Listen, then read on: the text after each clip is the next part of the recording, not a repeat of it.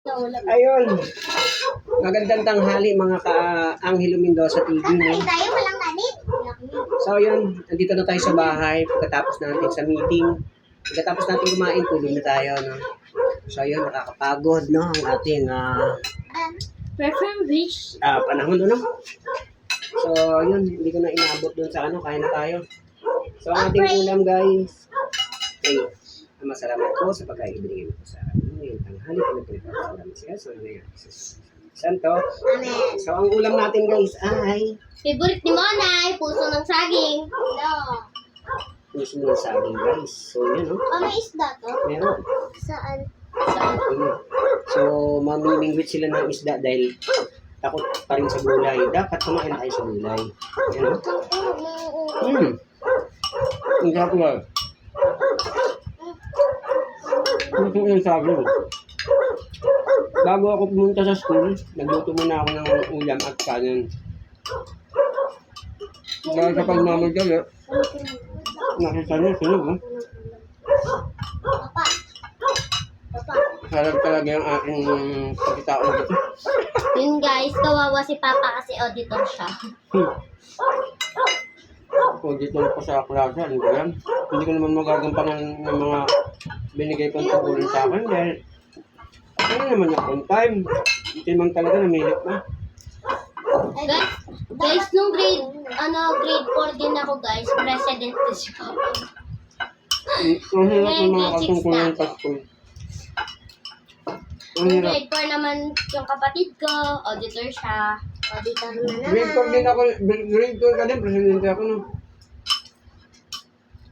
Teacher talaga sa grade 4, lagi ako nilalagyan ng katungkulan. Ang hirap. Kasi wala Kaya pa. siya ginagawang presidente, auditor kasi paminsan lang naman siya pumupunta sa room kasi minsan may trabaho din siya. Ano lang, tawag Hindi. dito, panabuhat siya.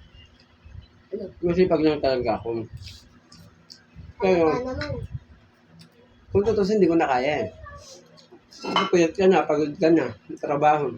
Kasi kaso, hindi ko pa ako nakakatulog, pupunta pa ako sa school. So wala lang talaga. Pag uwi sa bahay, luto ng pagkain namin. Luto pa ako. Napaypay ako talaga. Kaso lang, si ma'am, may pinilit na ganun.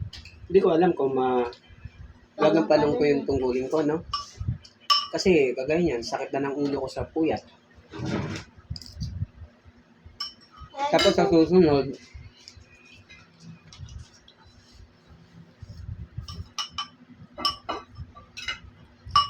pag malipat pa ako sa pang-umaga, naunang hindi ko kasi yung mga tungkulin na yan.